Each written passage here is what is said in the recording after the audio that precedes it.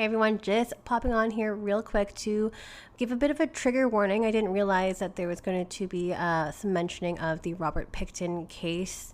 So there is mention of murder in this episode and assault. So I just want to put that out there. If you want to skip forward past the half an hour mark, you should be safe. Thanks so much. Enjoy the episode.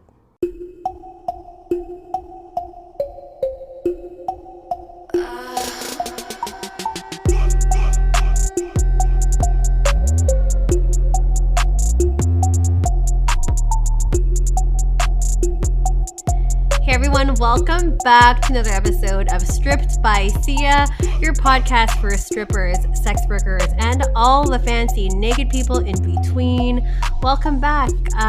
Welcome back to me because I haven't podcasted in a long time, but you as a listener might not know that because everything is just week by week, new episodes every single Sunday, and I've actually been on vacation in Europe for the past little bit, so this is my first episode back, so apologies if I am being weird or if I'm stumbling in my words. It's been a hot minute, but the break was much deserved, and I'm feeling refreshed and just really inspired again in terms of like getting on some new great guests for this season, as well as tackling some new topics and stuff as well. So all in the spirit of sex work, sex worker rights, decriminalizing sex work. This is basically what the show is all about, especially in terms of destigmatization. So if you're new here, I'm Steph Sia, aka Kimchi, on stage. I will be on stage this week at Shaker's Show Lounge. Please come out and say hi.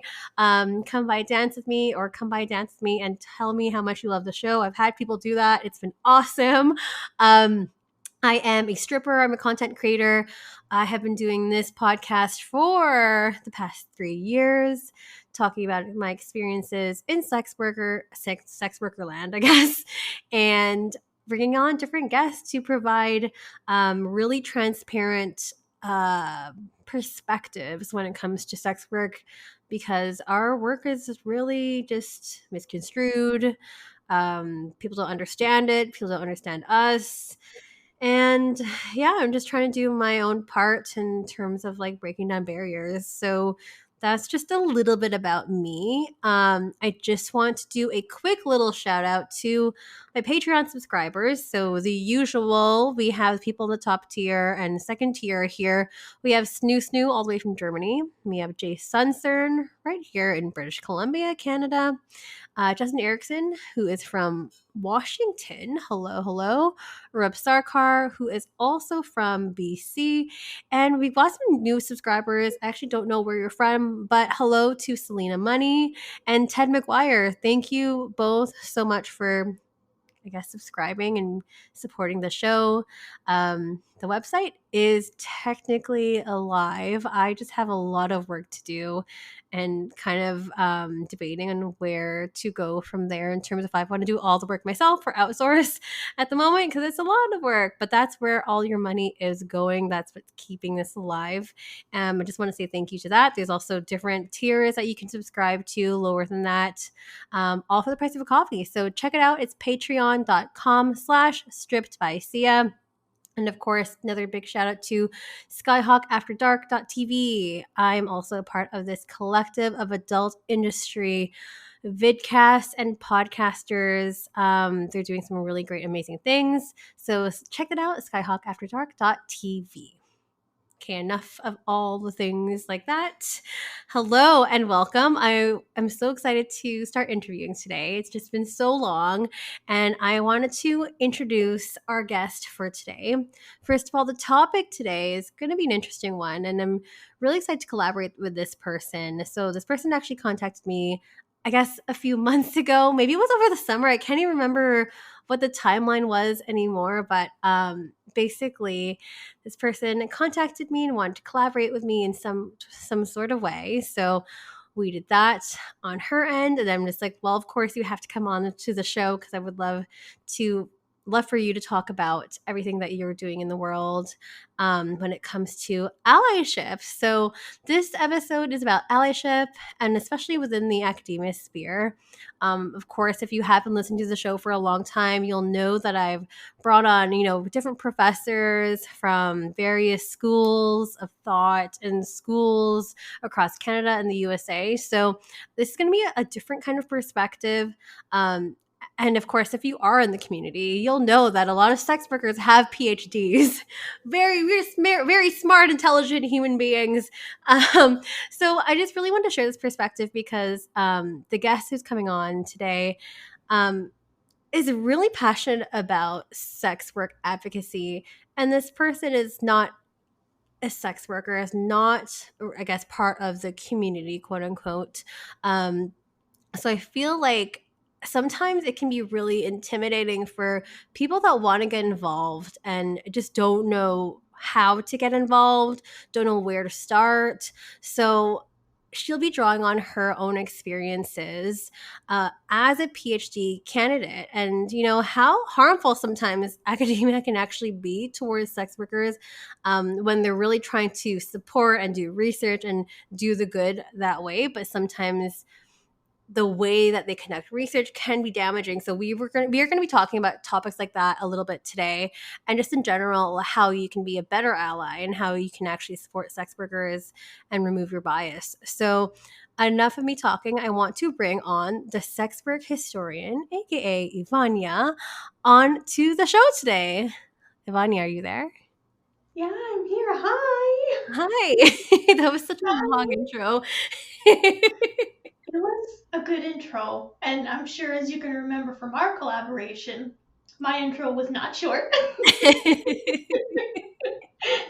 So it's all good.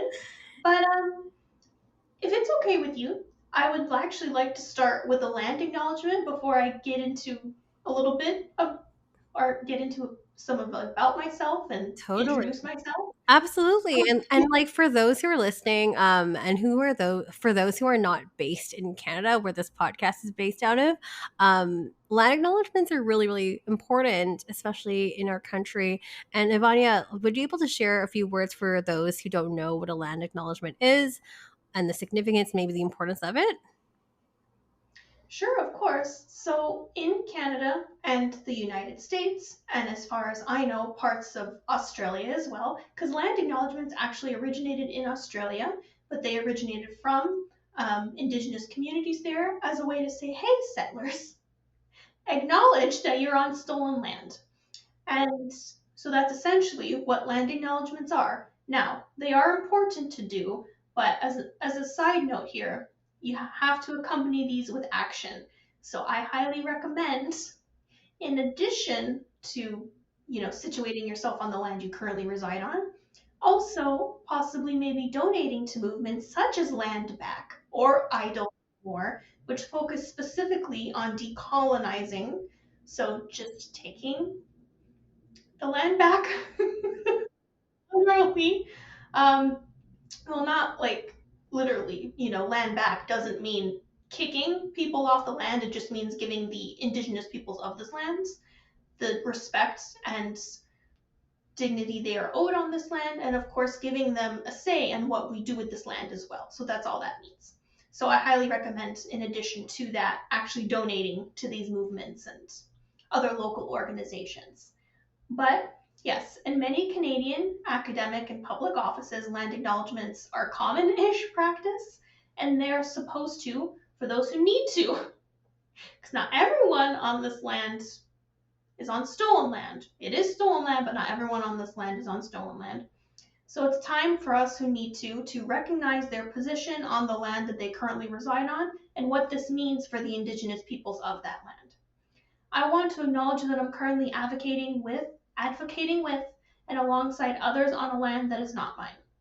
From the food I eat, to the roof over my head, to my access to electricity, I have, especially as a cis white woman, benefited from the displacement of indigenous peoples of what some call Turtle Island, or North America.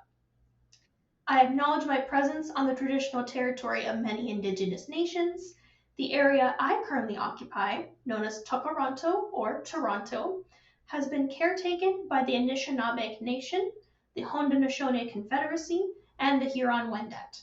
It is now home to many First Nation, Inuit, and Métis communities.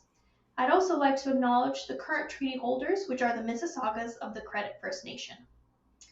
Canada was, and quite frankly still is, literally built, on stolen land, stolen culture, and especially stolen children.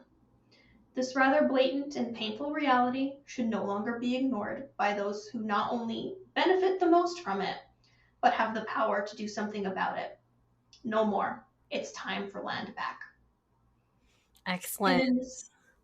Thank you. And in the spirit of acknowledging, October is also Women's History Month in Canada. Now, listeners, can we maybe connect two and two together between the land acknowledgement and Women's History Month and take this time to acknowledge, of course, not just, unfortunately, the atrocities committed historically and contemporarily against Indigenous and femme persons specifically here in Canada, but also to acknowledge their humanity and triumph and the fully fledged human beings they are, just as we should be acknowledging that for every woman during Women's History Month. Myself and yourself included, Steph. So happy Women's History Month to us. Amazing. And I know it's like the last 2 days of October, and we were supposed to record this earlier and stuff too, but it's not better late than never. And also, thank you for the beautiful land acknowledgement. Maybe that's something I should start adopting. Something I have to do as well. Like for me, I sit on a board for one of the sex work organizations too, and we have to do land acknowledgements, or like it's encouraged that we do that, and I've had to lead a couple of those. And sometimes I just like don't even know it's hard for me to gather my thoughts at that time, but like yours really, really inspiring, so thank you for that. And since we're at it, I will also say that I am residing, working, and playing on the Kakite First Nations land, which is also known as New Westminster in British Columbia. A lot of you listeners, in the greater so-called Vancouver area, the Tsleil-Waututh and Squamish Peoples First Nations land. That is also, something that I need to practice more as well. So thanks for bringing this up, and maybe this will be a thing on future episodes. So thank you for that, Evania. But I would love the audience to get to know you a bit better as well. I did speak a little bit about your background, but really brief. I know that you were a PhD candidate, but please tell us what you're studying, what you hope to achieve with this, and just a little bit of backstory on you. Oh, okay. Wow. You think I'd be better at introducing myself by now because I've been trying to do this more, but alas, here we are. So hi, my name is the sex work historian, but I also go by Evania. Pronouns she, her. I'm a dog person, human rights advocate, historian and PhD candidate, blogger, opinionated and usually right. And I'm sure that you can tell by that, humble as pie. But in terms of what, very humble, just radiating off of me right now. But in terms of what I study, my specialties are actually 20th century Canadian history, 19th and 20th century women and gender history, or women, gender, and feminist. The name is ever evolving. Yes. And 20th century North American Indigenous history. But my passion and the core of my blog is sex work advocacy and history, and how that history connects to the histories I study, and not just the histories I study, but also how that then connects the past to the present and the present to the past. Because guess what? Sex workers also face, let's say, for example, misogyny and racism and classism, but they also face it through a lens of whorephobia, which for all of our listeners out there, whorephobia is basically just a very fancy way of saying a hatred of sex workers specifically. So they face all that in addition to hatred, society hating sex workers. So yay hooray, not yay hooray, but yay hooray for the extra layers on top of everything else that everyone has to deal with all the time. So many layers there, and like it's so interesting. I mean, like going through the history and like history in Canada, and also Indigenous history, and also history with sex workers. There's a lot of that which is combined and layered and just related and stuff too. Like I'm really curious in terms of like the sex worker advocacy part, like where did that first start for you, or like when did you become interested in that particular subject? Oh, well, how much time do we have? Because this may be a bit of a long one, That's but okay. I'm going to try to be as concise as possible. So, actually, I got interested in learning more about sex work advocacy and history when I was about 17. So, when I was about 17, um, I think it was my English teacher at the time. She was tired of assigning Shakespeare, which don't blame her. So instead of assigning Shakespeare, she assigned Maggie DeVries Missing Sarah. Okay. Now, for everyone who hasn't read the book, Maggie DeVries' book Missing Sarah, it's a memoir written by Maggie in dedication to her sister Sarah DeVries. Now, Sarah DeVries, unfortunately, was one of the women found on. I do not name him because naming gives something power and it gives something life. And as a murderer and a rapist, he does not deserve life. So I am just going to call him a certain pig farm killer. So the pig farm killer here in Canada. Gotcha. Um, Unfortunately, she was one of the women found on the farm. And Maggie wrote this memoir in dedication of her and sort of to, I guess, not just work through her own grief, but also to explain this horrific case. Because the pig farm case, largest serial killer case in Canada, and the most Yeah. disgusting Yeah. at that. Heinous crime. Yes. Heinous crime took place in the downtown east side of Vancouver. Oh, just really, really bad. Yeah. I I do mean, talk about it. sorry, go ahead. Yeah, that's a huge case. Happened in Coquitlam, which is not too far from my house, but the victims were all from the downtown east side, which is probably the worst couple blocks in all of Canada. It's a really rough neighborhood, lots of mentally ill people that are down there, homeless, lots of social housing issues and stuff there. Just a lot. But if anyone's interested in the name of this person, I mean, if you Google Canada Pig Farm, killer, murderers, it'll come up right away. So sorry to interrupt. Oh no, it's okay, and thank you for explaining that because I'm never quite sure how much detail to give on this case.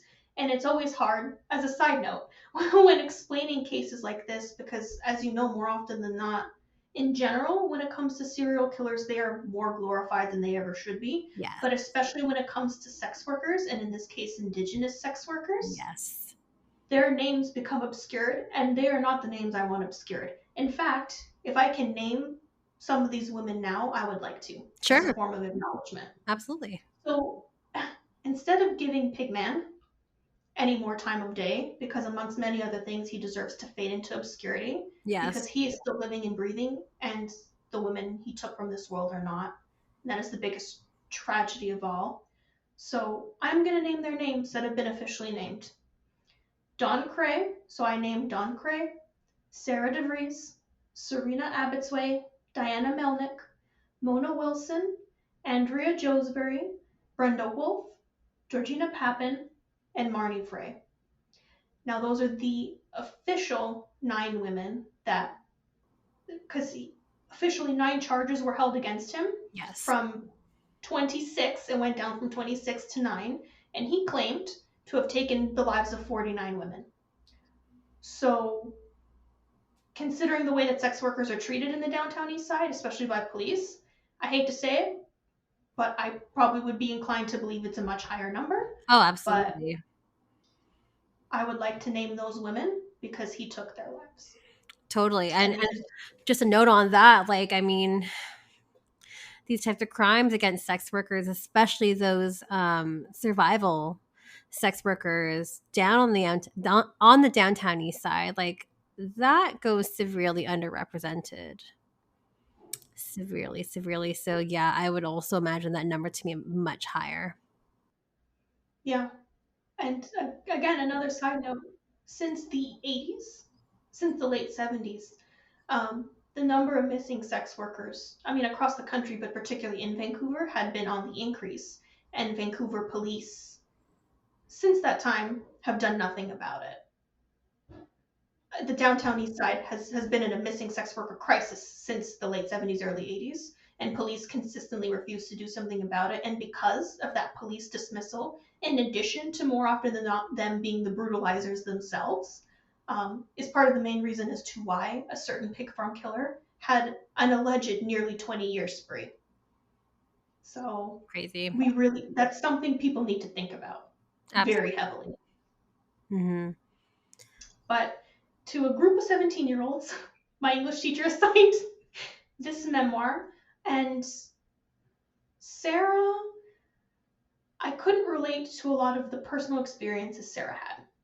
First and foremost, I have never engaged in sex work, let alone on street sex work, in the roughest part of Vancouver, probably honestly one of the most criminalized parts of this country, Yeah. the downtown east side. It's so being a cis white woman, Sarah herself was of Afro Indigenous descent. I obviously couldn't relate to that because, well, Canada is built both on anti Indigenous and anti Black racism, and quite frankly, as a nation, vehemently hates both Black and Indigenous women. So I couldn't relate to that. I couldn't, again, relate to being a sex worker working in the downtown east side in the 90s. And again, too, as a side note, going back to the anti Indigenous racism in this country, Sarah herself in the book struggled a lot with her own identity. I think in a lot of that because she was a 60 scoop survivor. So, for those of you who don't know, the 60 scoop here in Canada, it's quite literally what it sounds like during the 60s. Mostly white, mostly white. Child care and government workers will quite literally go into Indigenous communities and just scoop children for claims of, quote, poor parenting, more often than not having to relate to, oh, nutritional needs and material needs and aren't being met, and also accuse them more often than not of being alcoholics, which Gosh. all of those are deeply rooted in anti-Indigenous racism. Yes. Very All of suspicious. those. Yeah. Mm-hmm. So they would quite literally scoop these babies and put them into white homes, specifically white homes. So, Right. yeah. So Different time she, back then. different time, and yet it's still happening today. Correct? with the, yeah, with the child welfare system today. The scoop never stops. Gosh. So I couldn't relate to that, but and especially Sarah's own struggle with her identity because Canada's adoption system literally, I think it was until probably, and don't quote me on this, could have been mid 70s, maybe 80s, was a closed adoption system. So she didn't have access to her records. Mm, And of course, being a scoop baby, she wasn't going to really have access to those, unfortunately, those records anyway. right. So she very much struggled with her identity, and of course being an Afro-Indigenous woman adopted into a white family. So I couldn't relate to that, but as a 17-year-old girl, I could relate to the feeling of wanting to know your place in the world and just wanting to be treated with kindness and humanity Mm-hmm. because it's hard being a 17-year-old girl. So I just remember wanting to grab her and hug her when I read the book, but I knew I couldn't because she was gone. And she was Mm-hmm. gone just because she was a sex worker. And that was the first time in my life I had realized that this world is profoundly unfair. And Yeah. since then, I had kind of dedicated myself to I guess, trying to level the scales, and in particular, really focusing on sex work history and advocacy because this of Sarah, because this case in general is so horrendous and horrific Mhm. that it just makes you want to kind of cry and scream and go, this isn't fair. It's not right, because it's not fair and it's Mhm. not right. So then I ended up writing a bunch of papers on it in my undergrad. And then for my graduate degree, I focused on Vancouver's on street sex trade from about 1980 to 2000 for my MA thesis. And now for my PhD, I'm actually focusing on Toronto's on street sex trade. I'm Oh. just in the middle of my research for that right now, so I don't have much on that yet, but I'm focusing on that. But the reason I really wanted to start the blog is in part really, I don't want to say it's a dedication to Sarah because she has had family that have done better than I could ever at making sure her legacy is well remembered and remembered in the way it should be. But Mhm. most certainly a dedication to Sarah and all the other women I've mentioned, Dawn and Diana and Mona and Andrea and Brenda and Georgina and Marnie and everyone else who I haven't listed as well. It's a dedication to them to say that there are people who care about you, people who may not have known you but care that you're gone because they know that you should be here. And also started it because, quite frankly, I was able to get this far in my degree without ever having to interact with any sex worker ever in any Mhm. capacity. And that hasn't sat right with me because, granted, when I did the MA, it was a year-long program. Mhm. So you can only interact with communities so much in a year. And of course, I'm not just going to go in and say, hey, you want to help me write my MA thesis? Like, I'm not going to walk in and start causing a bunch of irreparable damage for a paper. Like, I'm not going to do that. But by the Mhm. same token, I've been able to get this far without talking to anybody, and that doesn't sit right with me. And not just that, but I've gotten grants from the work I've done without ever having to interact with any sex worker ever. And it's all benefited me without really doing what I set out to do, which is, I mean, again, sex workers, as you well know, do not need me to advocate for them, but I would very much like if you would have me to advocate alongside you. And I can't do that if I'm not working with you and I'm just getting grant money and it not being used in some way that's Right. like not about me. If Oh that God. makes any sense. It makes a lot of sense. And you said a lot of profound things here too. I mean, just like you've studied us for so long without having many interactions with any of them. And that to me, like that statement is already really telling and kind of goes into the topic today, talking about academia and talking about like, I don't know, responsible academia. Is that even a term? Like, how do you It do should that? be. It should be, right? Like, because, like, I don't know, like, when this started, or maybe it's been a topic for some years. And of course, with the professors that I've had on the show, like Tamara Doherty and, gosh, Tulia Law, like, so many people that have been studying sex work and have been allies for decades.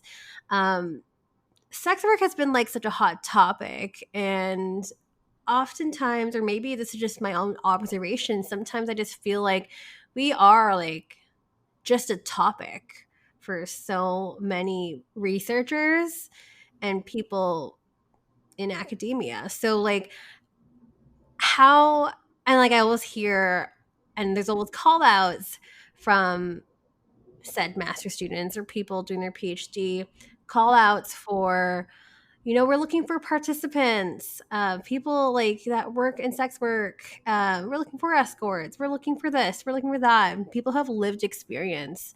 And sometimes I feel like there is a disservice or like, I don't want to say exploitation, but just like maybe some kind of like ignorance in terms of like how to conduct their research in a responsible way.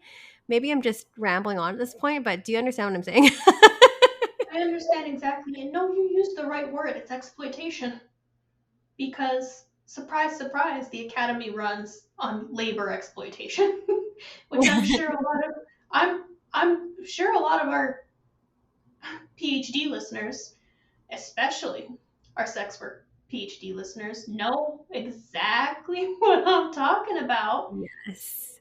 The academy is an institution as much as it does produce great theory, in particular Black feminist, Indigenous feminist, decolonization theory, um, is also patriarchal, is Mhm. also classist, is Yeah. also ableist, is also racist.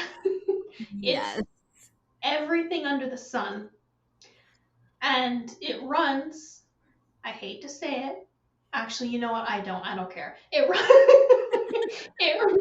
runs on the exploitation of various labor. And I Mhm. can attest to that firsthand being a TA, not a lot of like tutorial assistant. So I work under a professor and I do essentially the grunt work. So I host tutorials, I do grading, I attend lectures, I do all these little tasks, and I'm grossly underpaid and I'm grossly overworked. And they Yes. expect you to do all that to fit. They say it's 10 hours a week, it's usually 15. So they expect you to do 15 or more hours a week for 10 hours of pay. And granted, you can, quote, pay, put yourself forward for overtime, but then you got to go through the union, which I'm happy to have a union, but I don't want to deal with my union. I really don't for things that I should be paid for. So it is very Mhm. much, as you said, Steph, kind of an exploitation because then you have people coming to you, whether they realize it or not, with that internalized sort of like it's that internalized labor exploitation where then they're coming to you and they're going, oh, can I have your time without necessarily realizing that time is money? Quite Yeah. literally under capitalism, which as you well know. Well, there's so many parallels there too, along with like, exploitation in within academia, but also within sex work itself too. You have your clients trying to be like, well, another provider quoted me this much and this is how much her rate is, or like if I'm making a custom video, like, oh well, like another creator that I follow only charges X amount for their custom videos. Why is yours more expensive? And like trying to just bargain with me and stuff like that too. So I which is understand where you're coming from. which is ridiculous because if you don't like my prices, take it up with my manager. I am not in control over who charges what. I charge what I charge, and that is fine and that is valid. And someone else charges what they charge, and that is fine and that is valid. Your problem is with capitalism, it's not with me. But yeah, just the expectation of, I wouldn't, even with the best of intentions, I think what you're alluding to is probably in a lot of these reaching outs and a lot of these emails, it is probably almost like an expectation of you just giving your time. Hmm. Whether that be even for like a consultation or whether that be like, oh, can we discuss this over coffee or something? I'm Yes. sure you've probably gotten those emails. Many of those emails. Which, I mean, when I've reached out, I've asked if it's okay with the person I'm reaching out to. I'm more than happy just to keep continuing over email, or if you would like, if it's okay to have a call, like we did when we first met, like the Zoom call, and then work out how we're going to, you know, we just to work out how this is going to work reciprocally, whether that be monetarily or whether that be, okay, well, I maybe necessarily can't pay you right now, but you want a shout out or something, like some form of compensation. The best Yes. form is always money. But if you're both cool with like a shout out or something, like just something reciprocal that is a little bit more tangible, Yeah, then and it has let's value just too. get coffee. Yeah, no, I hear you. And that happens a lot too, right? And like you said something interesting too, like that's what the expectation is, that we are just expected to give up our time for free. And like along with some of the other notions that you mentioned, like what academia is rooted in, like that really affects people's perspectives and really creates a bias. And I'm just curious in terms of like, when you are trying to become a better ally, you are needing to then drop those biases. But people ask, how do you do that? Yeah, and I think it can be really difficult because a lot of these things, if you're staying in academia for so long, because a PhD program can run anywhere from 5 to 6 years. So I did Yeah. my undergrad, so that was at least 5 for me, and then the 1 year MA, so 6. And now I'm year 3 of my PhD now. So what, 9 years entrenched in this system? There's a lot you don't realize you learn and that you have to unlearn. And yeah, Hmm. yeah, it's a privilege to be here. Yeah, yeah, yeah. It's less of a privilege when you're facing sexism and racism head on. So you know what? Deal with that first before you start telling me and my colleagues it's a privilege to be here. Yeah, it is, but also like this is exploitative. So calm down. Oh gosh. So take a step. Sorry. So take a step down. But yeah, so when you're approaching people, you do have to realize that, oh crap, I'm coming from an institution that, as much as it is producing good work, as much as we do have ethics processes in place, these same processes are made by these institutions that themselves, as I said, are heavily sexist and racist and ableist and classist. So you have to realize that these aren't always the best measures for Hmm. ethics, and they're not always going to be applicable to every situation. So I think Right. here the really important thing is like actually active listening, not just Yeah. pretend listening. Because in academia you have to do a lot of pretend listening because you're always thinking. And because you're always thinking, you always have to be on your toes to sound smart for the next time you have to open your mouth. Because we're always talking, we're always chatting, but in doing that, we're not always listening. But when you're Yes. talking to people, sex worker or otherwise, and they're telling you something important, sex work related or otherwise, you can't be flapping your gums. You got to Yeah. sit there and you got to say, okay, I'm actively listening to you. For those of you who can't see what I'm doing, I'm fake mouthing and I'm pulling at my ear. So, so you have to actively listen and keep the mouth closed. And when people say something, say, okay. Don't just go, okay, and then do whatever you want. No. Or don't just go, okay, and say, but we don't do it this way. Well, you're coming from a pretty fundamentally flawed place, so maybe we should do it differently. Yeah, This I is mean, like being an active listener is so important, and not just in like talking with sex worker to people from the community, but like just in general. Like, I feel like people don't do that enough, and it to me is so important because you can kind of tell when people are just like yammering on and like not really just taking in what you're saying. I'm like, did you just hear what I said? Like, because you completely missed the point. And I feel like that happens a lot because people are just, as you mentioned, thinking about what they're going to say next or how they're going to counter that argument and whatnot. But then by doing that, you are just missing an opportunity to hear something that's really important. And as I mentioned in the beginning of the show, our voices are unheard as sex workers. And this is why I kind of do the show to help get our voices out and to get our real stories told. So active listening, yes, check to that. I agree. no, no. And unheard not because you're not speaking. No, no, no. Plenty are speaking, and plenty are speaking very loudly. Unheard because a lot of people got wax in their ears. They don't seem to be, again, actively listening to the thousands of people screaming very basic facts and lived reality at them saying, hey, for example, we should probably decriminalize sex work because it should be decriminalized because, quite frankly, criminalization is death. Uh-huh. In some Uh-huh. instances, it quite literally is. So, you know what? Wax out of ears and listen. Not Yes. to the tune in your head, but to what people are telling you. Oh, and as 100. a great side note to that, I have been working on other projects with other sex workers' rights organizations and sex workers themselves. And I was really worried about not coming in with a plan, because in academia, unless you literally come in with the funding and the plan and everything ready to go, all you really need is a signature on the paper, then it doesn't go through. They're just, you kind Mhm. of just get the, oh, well, you should work on this more. But I went in and I had a plan, but it was kind of a messy plan, and we workshopped some things together, and I felt so bad, and I almost kind of apologized after, and I said, I basically wanted to say, sorry that there was such a mess, but I was told, don't worry about it. And actually, the best thing you can do is come to sex workers with like a half, I don't want to say half baked, but like a half baked idea so you can work on it together. Because more often Mhm. than not, people don't come to this community with things that we can work on and make together. They just come with a yes or no type of deal. And in academia, you have to come in, at least from what I've experienced, a yes or no.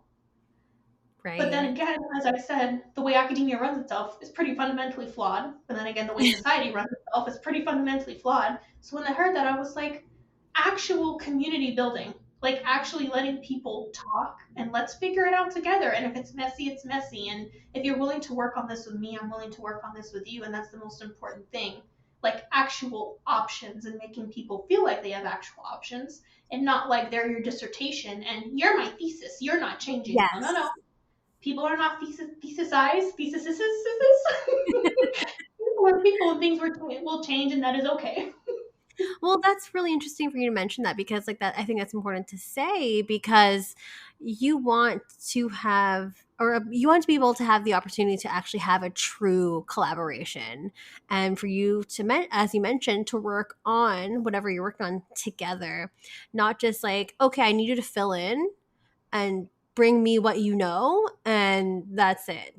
Because that to me is really one sided, and there's no real engagement there.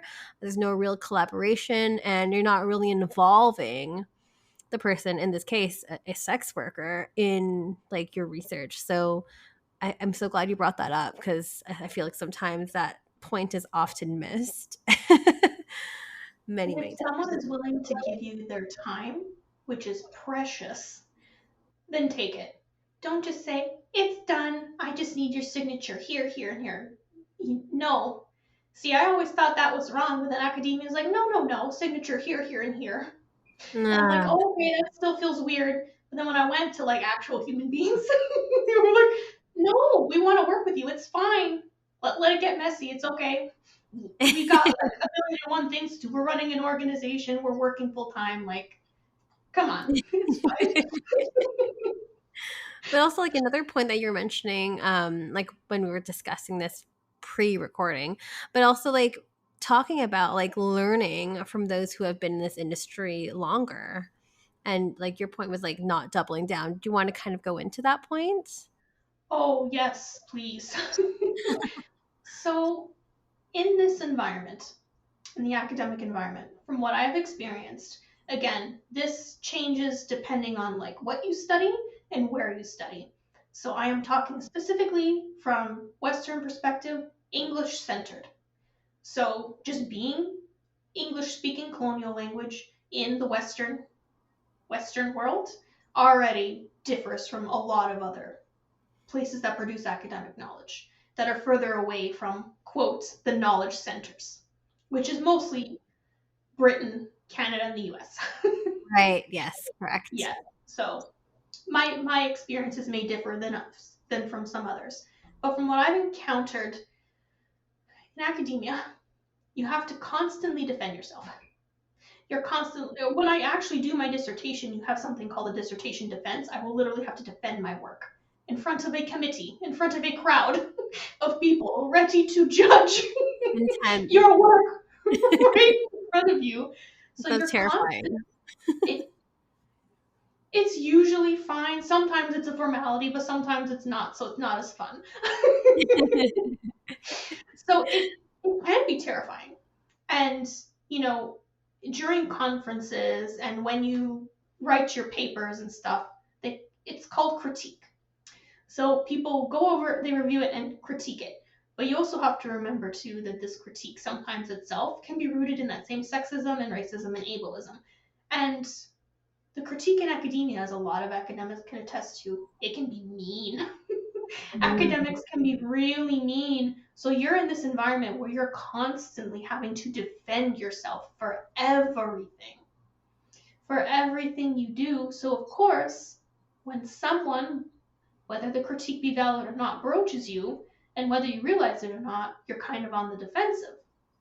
Because you kind of have to be, because you constantly have to justify your existence in your work. And I know, and I'm not saying like a lot of my colleagues themselves are defensive, but in terms of having to defend your existence, I know a lot of, especially my female Indigenous colleagues are like, yup, every day, defending our existence in here every day. So you get on the defensive. And I mean, in life, that's not the way to go, but I think especially when dealing with certain communities, especially the sex work community, who they themselves have to be defensive of you. I was just going to say that. I was literally just going to say that. You have to be defensive of you coming in as an academic.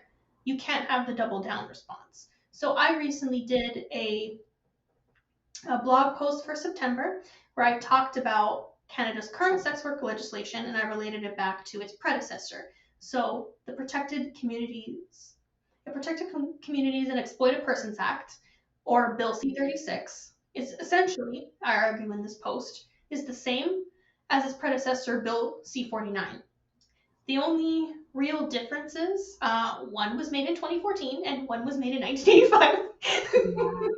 that like they're pretty much the same law, and I'm not going to go into it because I shameless plug do have my entire blog post on it. In that post, I had misquoted someone, an organization I should not have misquoted, and when I tweeted, did my little tweet going, oh, my blog post is out, the Canadian sex work law reform, which they are at the forefront of leading the charge against Bill C-36, which actually was brought up to the Ontario courts October 3rd to 7th. So fingers crossed it's going to be challenged, because they're challenging it for the unconstitutional law it is. So hopefully it will be abolished and revised. Let's just say abolished. We're still waiting on it, but fingers crossed. Both me and Steph are like, yes, please. In the video, which you can't see, but unless you're on Patreon, the video that we're crossing our fingers. Yeah, we're crossing our fingers. We're both like, oh, get rid of this damn law. Get rid of this damn law. But actually, on the Canadian sex work law reform website, they have everything on this constitutional challenge, so they can also explain that better than I can. So please go onto their website and look at the challenge there. But they politely told me, this information is incorrect, ma'am. My first response was, oh, well, I didn't mean it this way. So my initial response was a slight double down, but then when I read through what they had told me, I was like, no, you are completely correct. I am so sorry. This is why it's so important to listen to those with more experience than you. So then I promptly went back and I changed that section of the post, and I actually added in, because I really didn't touch on third-party providers in my post too much, so I actually added in their work on third-party providers. So that's now a little note in my post as well.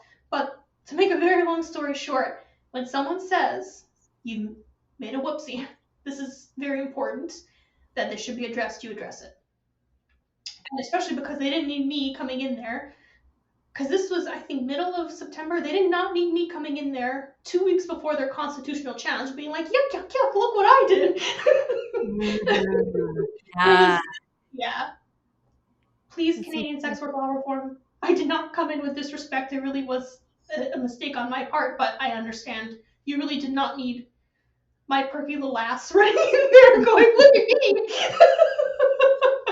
Wow. Well, you know what? Good for you for owning up to that, because like sometimes people just get so defensive when they're being corrected. And I see this a lot on Twitter too, like when people are trying to correct sex workers on like how to do their job, or like even just like statements like that. Like it can be really tiresome, I want to say, so like just drawing another parallel there too, like it's important to like, again, adopt what you were saying earlier, actively listen to what these people are saying, but also for those who have more tenure, more experience than you might want to listen to what they have to say, because there can be a lot of merit in the information that they're trying to convey.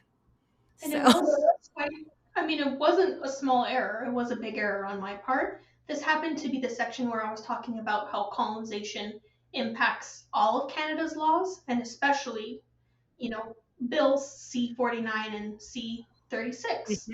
Um, Right. and particularly as it relates to Indigenous sex workers. Now, the points I raised were correct, but I cited the Native Women's Association of Canada, which was egregious on my part because they have historically used certain talking points, despite being the Native Women's Association of Canada, against particularly in sex workers. They have themselves have Oh. been anti-sex work, and they Oh. actually spoke against they spoke for the pro C-36 side when it was being developed, and they were having like different. I don't know if trials are the right word around it. I don't know if they're called pre-trials. I'm sorry, I'm not a lawyer, but I know there was something around there, and they were actually on the side promoting it. And of course, Canadian sex work law reform, they themselves have said too. They've historically done this, but they, and like myself, I echo this, hope that the Native Women's Association of Canada does change their mind, because sex work does not negate one's indigeneity, and there are plenty of Indigenous sex workers out there that could use that support. So Correct. Good, good. I mean, good for you. And that's, I think, thank you for the example too, because, and something for that's like super recent and something that happened to you that can be really vulnerable to share something like that, especially when you make a mistake. Like people just want to like brush it off or not really, again, take ownership of it. So thanks for being brave about that.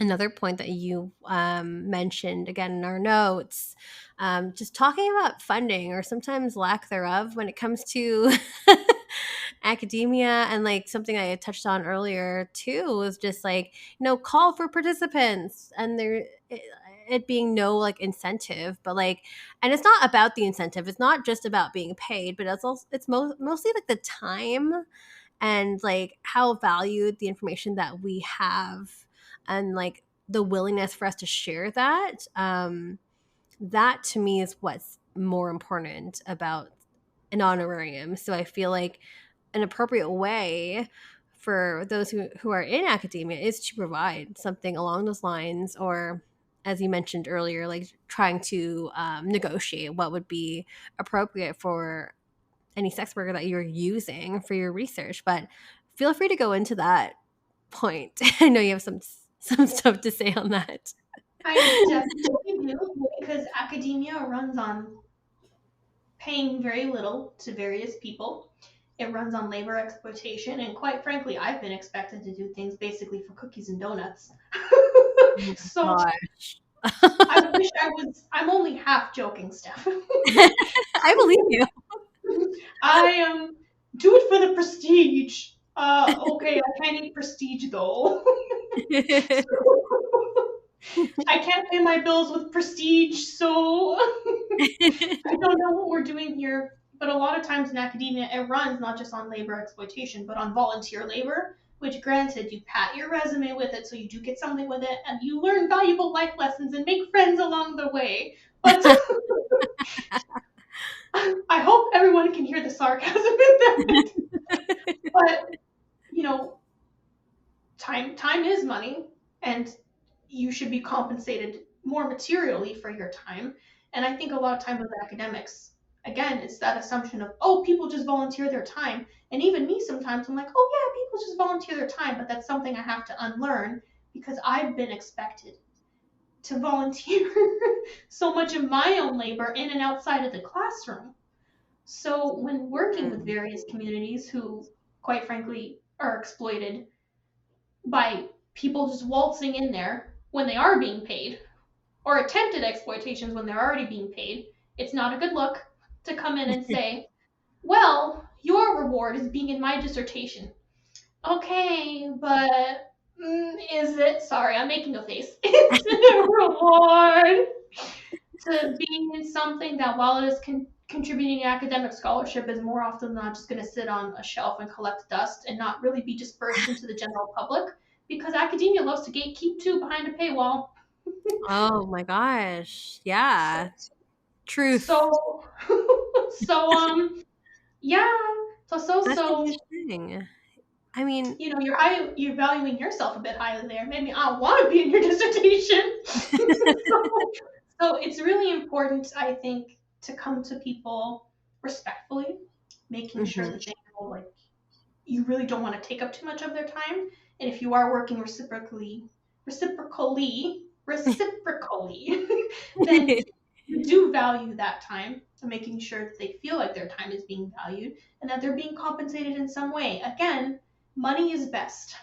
Do not make promises you can't keep. I think in academia also sometimes people come in and they're like, oh yeah, we have this, this, and this already. But then when you actually look at it, it's like two hamsters and a squirrel. You're just like, there's nothing here but like an empty hamster ball and some food pellets. What are you talking about? So sorry again from personal experience, but make sure you have all, at least monetarily or reciprocal wise in terms of like collaborations and stuff, make sure you have everything set and ready, because you can't just go in and be like, oh yeah, we don't have the money, because that's how I guess the academy operates, because it also operates on the grant system. And for anyone who's had to apply for a grant, it's a lot of work for something that quite frankly isn't a guarantee. and Yeah. and you kind of have to make promises months in advance before, or the best you can before you get the money. So yeah, so don't overpromise and make sure you're very transparent up front. And if they want to work with you, then that's great. If they don't, that's also okay. But just make sure, like, when I say come with money, please come with money. Because as much as like I can't tell you stuff, if I could collaborate with the world, I would. But money. And if Yeah. anyone, and if not to shamelessly plug here, but if anyone wants to collaborate with me, I'm more than happy. I would love to have more voices and different experiences on my own blog and through collaborations that way. But again, like, people should be paid, and I don't always have the money to do that. People Totally. don't always have the money to do that. So it's really important that you come with the money, and or if you can't come with the money, make sure it's a reciprocal of time somewhere. Yeah, Like just something. like I never even like when I first had this idea for the episode and our centralized topics, like I didn't realize that there would be so many parallels with sex work in academia. Like even within this example that you have, like funding, obviously, like people think that I mean, just examples, when I'm at the club, like people want to hang out with me outside my work hours and want to take me out for lunch or something, but like, or take me out for coffee or something. And like, that does not pay my bills, And like, now you're undervaluing my time. You think it's for free? Like, it doesn't really work that way. So like, it's this whole conversation with you has been really, really eye opening, and like, again, hopefully has shed light to some do's and don'ts that you should be, like in your own practices of how you conduct research, how you're approaching people, especially sex workers within this community or any other kind of marginalized community. So this has been super great. I know like the last kind of point too, we wanted to talk about kind of aligning yourself or getting involved with organizations that benefit sex workers or are for sex worker rights, because I know that you also volunteer time with some organizations as well where you are based out of. Do you want to quickly go into that before we head into some Q&A? Oh yeah, sure. Well, I haven't had the opportunity yet to do any like volunteer work with these Hmm. organizations yet, but I am working on a couple of projects. So Oh. I'm not going to spoil them, but I would very much love being sent my way, patrons and podcast listeners, that this will get off the ground, because I'm very happy about it, and I'm very, very excited about it. And I think it's going to be really, really good. So I will take all the love. I won't take your money, but I'll take your love. But yeah, so when it comes to getting involved with these organizations, I wish I could say I had more of a structured thing to it, or that, oh, this is what you should do. I kind of was just like, hi, want to collab? Hey, It took a work. while. It worked. I mean, with you, it did, and I'm so glad. Oh my God, you were like human sunshine. You were fantastic. Thank you. But yeah, just making sure you're respectful in your email and not making it about like, well, I'm available. Because I've been on sex worker Twitter, And I know the thing that gets some of the sex workers on Twitter is people, especially certain researchers, coming to them and going, "Oh, I would like to work with you, blah, blah, blah, blah, blah. I'm available this time, this time, and this time." No, no, no, no, no. You ask when they are Mhm. available. Yeah, You, totally. if that's what I've learned, you say, "Hey, is this okay for you? When are Yeah. you, if you would like to, are you available? Not, this is when I'm available." No, no, no. No, Yeah, no, you're not no. doing us a favor. We're doing you the favor. Yeah. Oh, yeah. So Right? you do it like that, and I wish I could say there was a set formula for it, but honestly, I kind of just emailed and saw what happened. Um, I would say maybe in your emails, don't get like too specific, completely outlining your plan, because then it goes back to the yes or no thing I talked about earlier. But I would say specific enough that they don't just think you're a random trying to infiltrate the community or exploit their time. Just, That's true. or just say, I would like to work with you on something. Maybe give like a synopsis, like a 1 or 2 sentence on your idea, and ask. Say we can continue talking here, or if you would like a quick phone or video call. And of course, as always, thank them for their time, which is what I do in every email. And if sometimes people don't answer, and that's okay.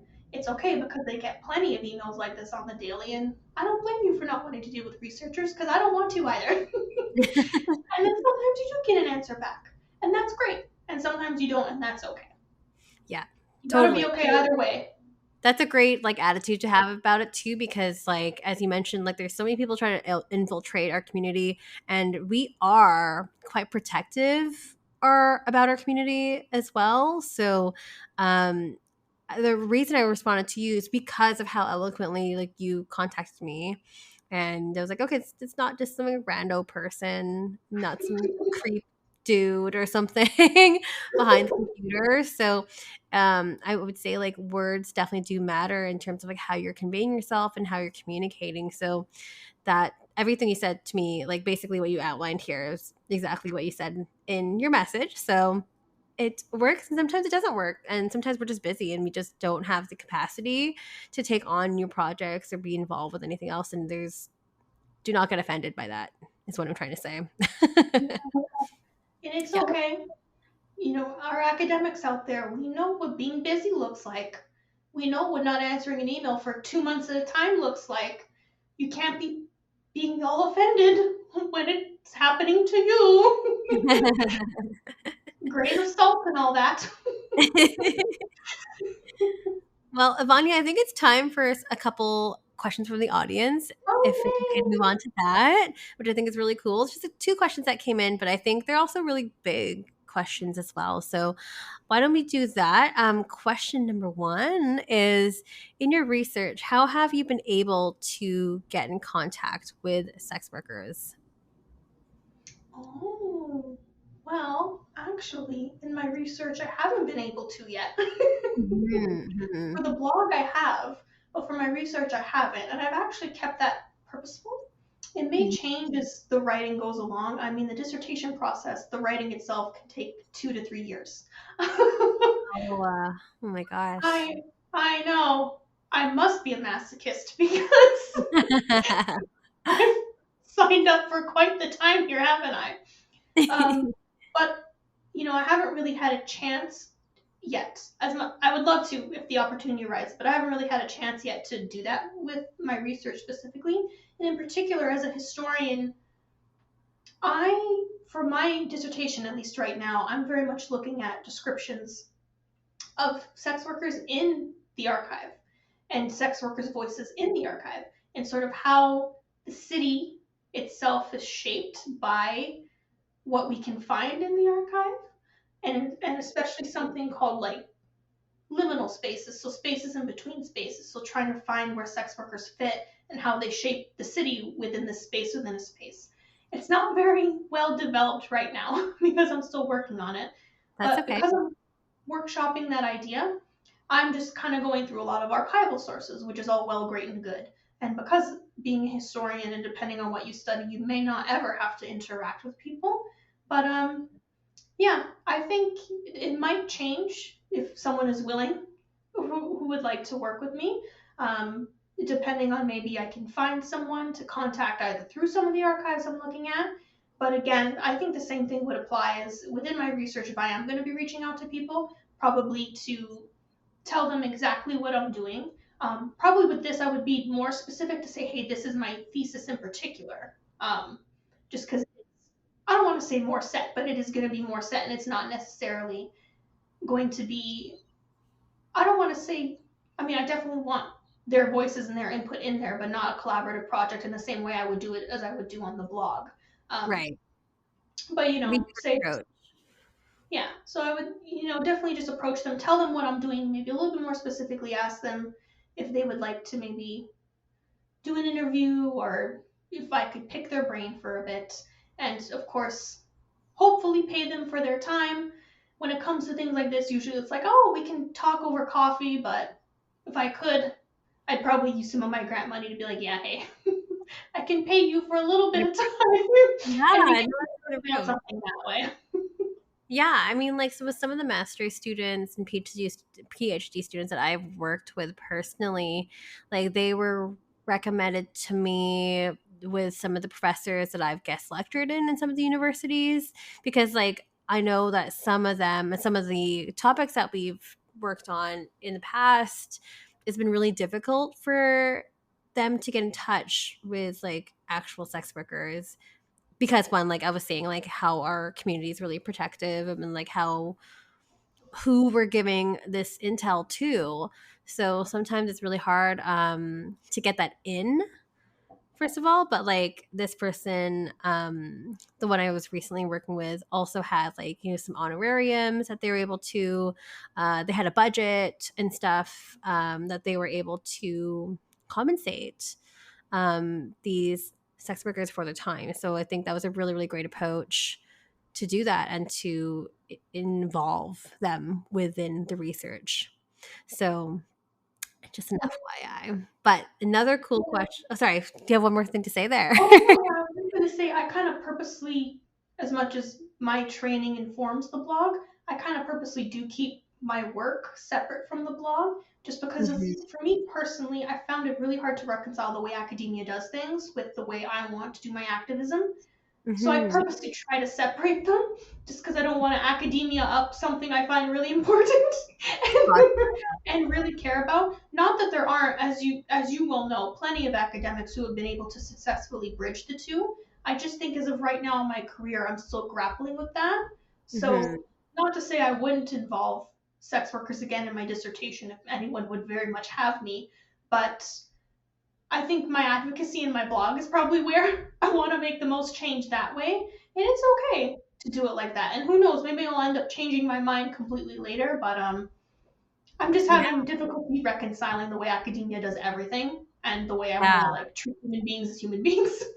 Yeah, absolutely. I mean, there's a fine line that you kind of have to tiptoe along, and it seems like you're really hyper aware of that, and I admire that. That's huge. But with that being said, there is one more question that came in from the audience as well, Evania. So the question is, why do you think sex work is such a hot topic for people to quote unquote study? Or where do you think this notion came from? That is a very good question. Yeah. And I think it probably, the old adage goes, world's oldest profession, world's Yeah. spiciest profession. I mean, as long as people have been exchanging goods, services for sexual services, it's always, I think, to varying degrees, caught varying levels of attention.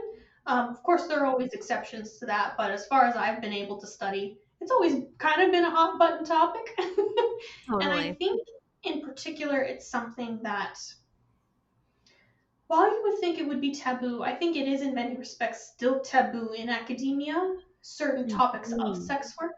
And in particular, I don't think, it could be wrong, but I don't think in a lot of spaces, unless you're pretty well established in and of yourself, it's even still acceptable to say that, like, hey, I'm a sex worker and a professor, or hey, I'm a sex worker and a student. I Right. think we're still in a place where there is still much stigma around that unless you can put like 2 degrees of separation between you and your quote subjects. That's what we say, subjects, which is so dehumanizing and gross. And it's like, we're not studying plants. Don't like that Like, word. we're talking with people. They're not subjects. They're not lab experiments. Despite a long history of researchers treating particularly Black and Indigenous bodies in at the field of anthropology and medicine quite literally as specimens because of racism, because of eugenics. So, That's but loaded. yeah, so because of that, like, research can be a very dirty word for specific communities. But I think sex work does tend, at least some aspects of it, does tend to draw a lot of people to it, because you do have that sector of academia who are trying to like destigmatize. So of course you have them, but then you also have within that sector too. In academia, you try to sell yourself. Let's be real. It's a market. You commodify your ideas. You commodify the pain either of yourself or others, and then you make profit off of that. Well, not you directly. The university does because they make money. But and guess what sells? Sex sells. Honestly, whenever I've spoken about my work at conferences, it's always gotten the oohs and ahs. Not that not that I sensationalize it. I mean, for Christ's sake, I talk about the downtown east side in the 80s and 90s. That is a rough place and that should not be sensationalized in the least. But I talk about it and people are like, oh, sex work. And you'll notice a lot of titles too. A lot of the things I've read either have been more contemporary research reports, so looking at, condom use amongst like, I don't know, a certain sector of the industry. So like doing more data that way. But the other titles I've seen, a lot of it goes, oh, Sin City, Sex in the City, blah blah Oh, blah, like catchy titles like that to get yeah, published, and then to get your name out there and to get the notoriety, and of course to bring in more funding for the university.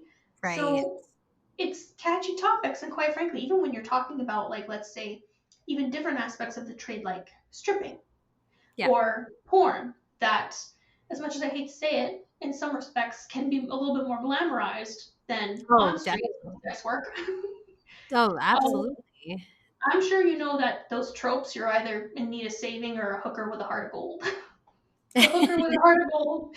So it's like, oh, and please forgive my language on No, the I with the get heart what of you're gold. saying. Yeah, Oh, but God.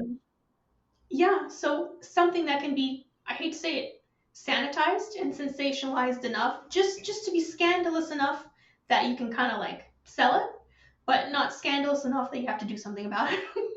Right. It's a clickbaity. Yeah. It's like No, marketing. yeah, it's essentially you're making a YouTube thumbnail, kind Yeah. of, but with your paper. You're making a video thumbnail, but with your paper, and you're kind of just like, I mean, you would think, because there are some pearl clutchers. I mean, there's entire sectors of feminism that are sex work exclusionary. Um, we And don't that's a talk whole about other them topic. here. No, that's a whole other topic too. I mean, maybe I'll do an episode on that. Oh, But please, anyways, they're yeah. everywhere. You always have something to say. But entire sectors of feminism that are sex work exclusionary. So you would think like, oh, really necessarily wouldn't be a topic, but also you can sensationalize sex fairly easily, as I'm sure you know, especially in media. Yes, yes, of course. Yeah. I mean, those are really great observations, and I would probably share a lot of the sentiments as well, for sure. But, Ivania, before I let you go, where can we find you? Oh, yes. So you probably won't find me many places because I'm a woman of mystery. But where you can find me is on Twitter. I'm always high horsing on there about something. So my Twitter handle is at TSW Historian. So at TSW Historian. And my website is just thesexworkhistorian.org. If you follow me on Twitter, shout out to me, follow me on Twitter. It's a time over there. Then I also have a link to my blog up on there, but the website is quite literally just thesexworkhistorian.org. And I highly recommend reading some of my most recent blog posts. And of course, once this collab is up, I highly recommend watching it as well in conjunction with the podcast episode, because I think we paralleled each other a lot despite my collab with you being filmed almost like a month ago now. Yeah.